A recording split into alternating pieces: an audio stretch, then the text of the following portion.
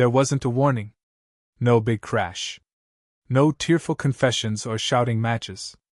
Just a quiet kind of collapse, like a building gutted from the inside until it folds in on itself. One day I was a lawyer, a man people pointed at in a room full of suits and said, "That guy's going places." And the next I was sitting in my car at 3 a.m., hands shaking on the wheel, realizing I couldn't do it anymore. I quit. Walked out with a box of half-dead plants, framed certificates, and a plaque my wife had once been so proud of. There was this humming freedom in my chest, brittle and wild, but tangled with fear.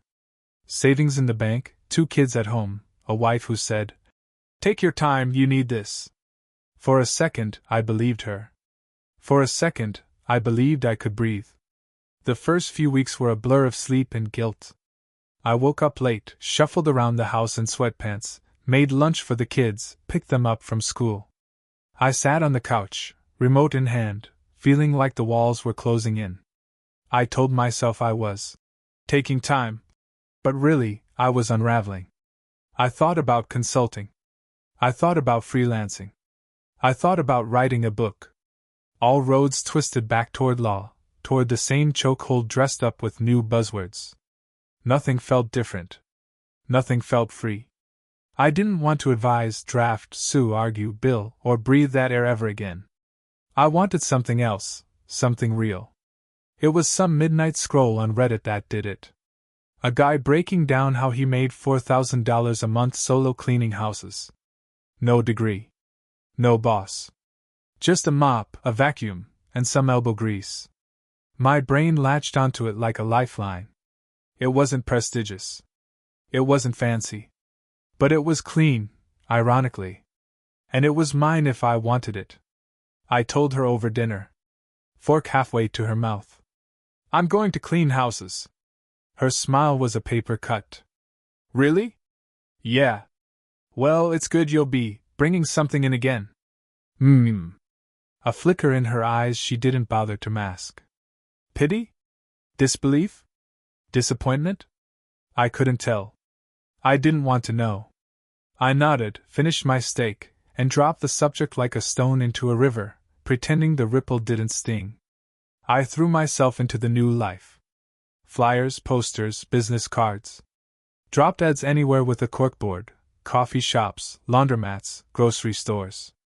I spent hours on Canva designing my own stupid cheerful logo.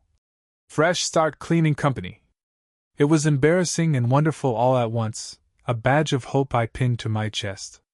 The first month was brutal. I walked for hours, sticking flyers under windshield wipers, pinning them on bulletin boards. I got sunburned, blistered, ignored.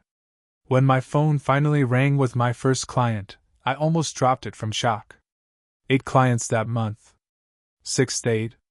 Not enough to pop champagne, but enough to breathe. I'd pop in my earbuds, turn on a podcast about ancient Rome or unsolved mysteries, and lose myself in the rhythm. Scrub, sweep, polish, repeat. There was something honest about it. Immediate feedback. Immediate progress. A floor that shined because I made it shine. For the first time in years, my heart didn't pound like a caged animal inside my ribs. But she started changing. PvP. Public/private dissonance creeping in like mold behind the walls. At parties, she'd pivot conversations faster than a politician dodging a scandal. When people asked what I did, she'd laugh. "Oh, he's between things right now," and tug the conversation elsewhere. Between. Like a bridge that's about to collapse. I confronted her one night, both of us half-dressed for bed, the overhead light too bright and cruel. "I need you to actually support me," I said, voice steady but breaking somewhere deep beneath the surface. Her mouth pulled tight. "I do. You just need this break. It's not forever." Pag. The dagger hidden in a hug. Break. No, not a break. A break implies you go back. I didn't want to go back. I told her that. Laid it bare. Watched her face freeze like a lake in winter. Her face broke open in shock, the kind that's too big, too sudden. As if I'd just confessed to burning down our house for the insurance money. "You made so much money," she whispered. I hated my life. I whispered back. Silence. Thick enough to drown in. Heavy enough to crush a lung.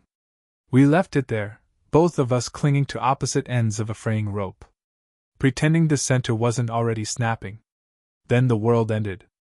Lockdown hit. My business, my fragile new start, flatlined overnight.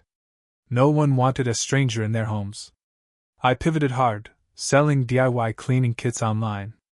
Made a pathetic $300 over months. Watched the zeros bleed out of our savings until the balance mocked me in cold, digital numbers. Applied for government aid. Like pulling teeth from a sleeping bear. Endless paperwork, endless waiting, endless frustration. Homeschooling the kids during the day. Marketing at night. Dreaming in spreadsheets, sanitizer bottles, and missed chances. And her? She watched it all with envy. Validation invalidation baked into every suggestion. Every passive-aggressive sigh. Maybe this is a sign you should go back to law. Maybe you're wasting time. Maybe you're being selfish. I wasn't perfect. I was scared too. Terrified. But every time she opened her mouth, it wasn't support that came out, it was a noose. Thin. Resource asymmetry gaping wider every day. She kept the Range Rover. Kept the kids in private school. Kept ordering organic groceries while I considered selling plasma to keep the lights on. I suggested selling the car. Cutting back. We shouldn't punish the kids, she said, eyes cold and hard. As if our lifestyle were oxygen and I was suggesting we suffocate them. We fought. Always quietly, always with razor smiles. Eventually, we stopped fighting. Stopped talking. Became courteous strangers who happened to share a mortgage and DNA with the same two small humans. SEL. Memory selectivity. She started remembering our life in gold frames, gala events, ski trips, bonuses. Forgotten were the nights I sat in my office, chain-smoking e-cigarettes and Googling symptoms of heart attack in young men. It ended the only way it could. A conversation at the kitchen table. No screaming. No broken plates. Just the hollow sound of two people admitting the scaffolding had rotted years ago. We split. Custody 50-50. Assets divided. The Range Rover stayed with her. I took a used Honda and the freedom to build something that didn't kill me. Small 2-bedroom apartment. Thin walls. Kids sleeping in bunk beds. Loud neighbors. The constant drip of a leaky faucet. Didn't care. I worked. Harder than I ever had. Harder than law school. Harder than any trial. Cleaning houses all day. Dropping flyers at night. Learning to code a website on YouTube. Screwing up. Screwing up again. Learning. Growing. First employee? Quit after 2 weeks. Walked off mid-job. Didn't even text. Second? Stole a client's watch. Had to apologize. Refund. Eat the cost. Wonder if I was crazy to try this. Hard lessons. Brutal lessons. But I stayed. Year 2. Landed a contract with a small apartment complex. Steady work. Bought better gear. Hired more carefully. Set clearer rules. Started doing weekend cleaning. Blitzes. Tackling 4 units back to back. Year 3. Hired 3 employees who didn't steal, didn't ghost. Expanded into commercial spaces. Offices. Small businesses. Bigger checks. Started getting repeat work. Moved the business out of my living room and into a tiny rented office. Year 4. 8 employees. Branded vans. CRM system that cost more than my first car. Scheduling software. Uniforms. Better insurance. Hired a part-time bookkeeper. Stressed like crazy. Stress levels were high again. Paperwork piled up. Employees called in sick. Vans broke down. Clients changed plans last minute. But it was my stress. I chose it. Owned it. Built it. Money started looking real. Lawyer level real.